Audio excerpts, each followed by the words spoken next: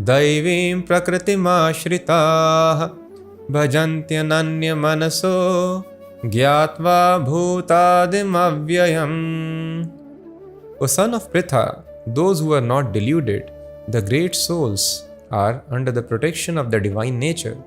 They are fully engaged in devotional service because they know me as the Supreme Personality of Godhead, original and inexhaustible.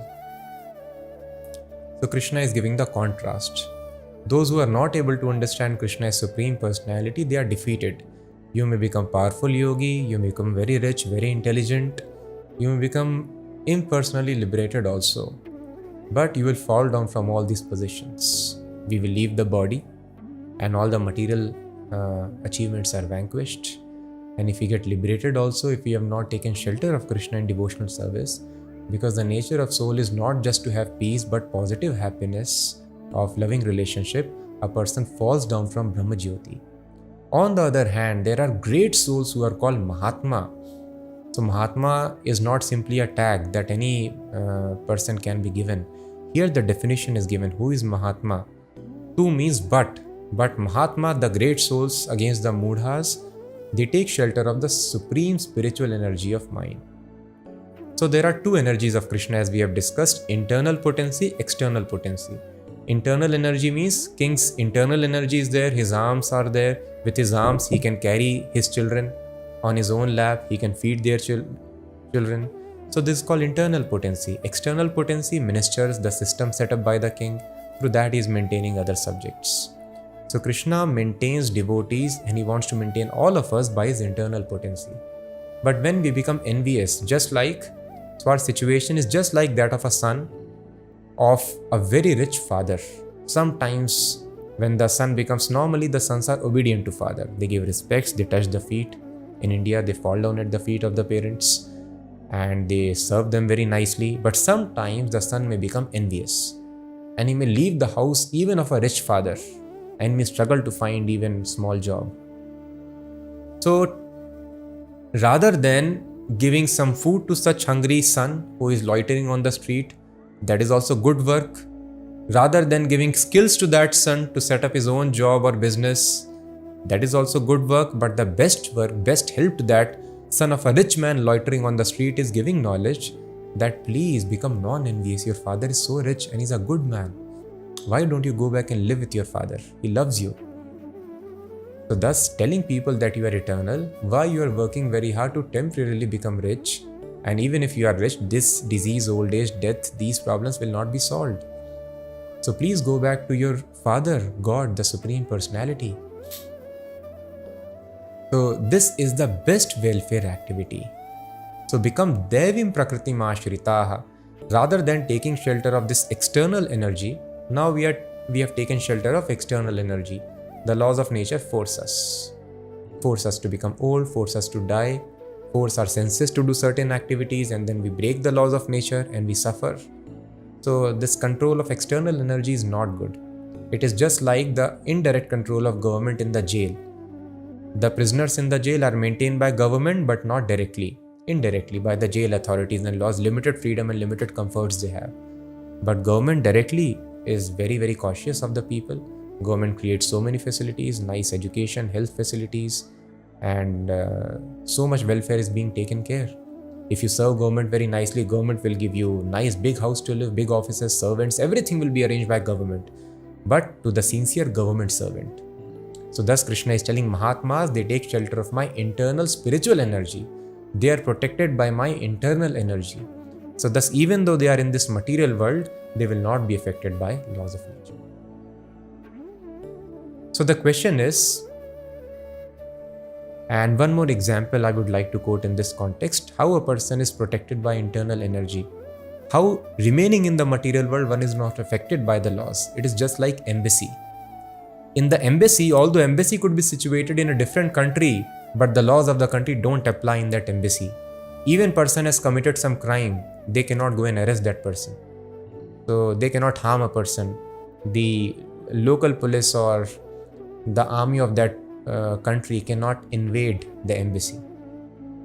So in a similar fashion, When a person is engaged in service of Krishna, the laws of this material world do not apply to that person. And how do we do that? How do we come under control of spiritual energy? It is very simple. Now, this body is made up of material energy. This mind is made up of material energy. If we follow the dictates of our mind and body, we are under control of external energy. The spiritual masters, they don't follow the dictates of mind and body. They are liberated personalities. This book is completely spiritual instructions of Krishna. So if we lead our life as per the instructions given in the Bhagavad Gita or as per the directions of the spiritual master is not under control of material energy. They strictly follow the instructions of God directly. So if we follow strictly the instruction of spiritual master, then we are immediately under control of Devim Prakriti, and from the very beginning we are liberated.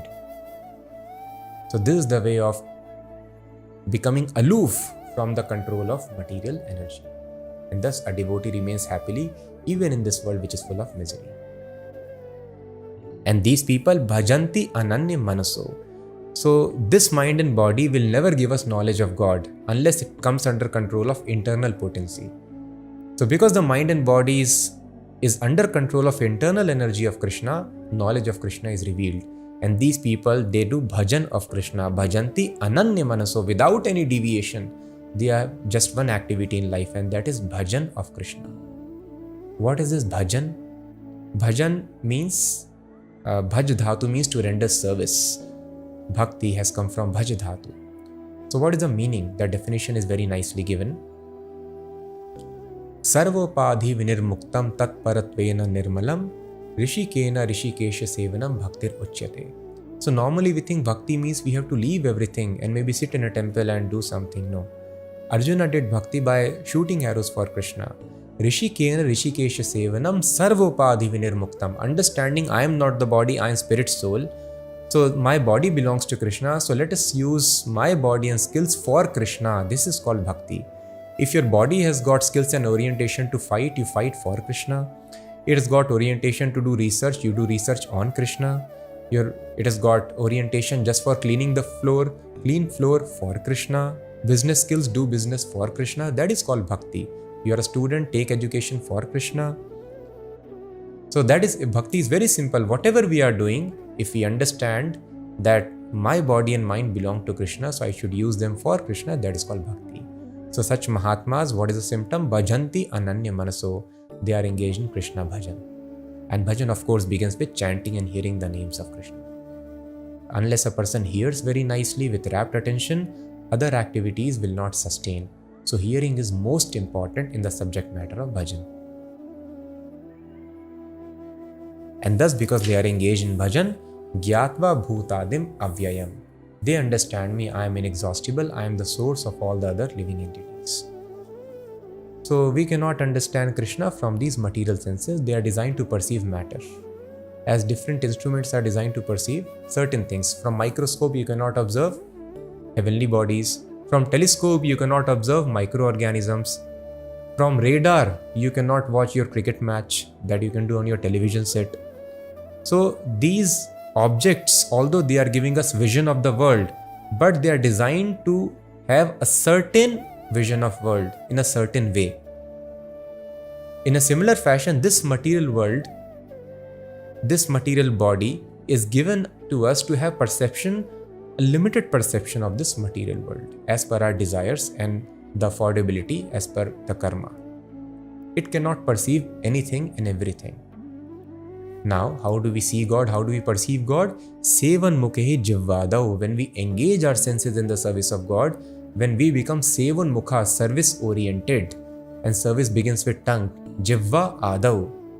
Jivva means tongue. We start chanting the names of God, from here service begins. Then swayam ev spurati adaha. God manifests himself. And thus we will be able to, so everything will manifest. So don't worry if we are not able to understand everything in the beginning.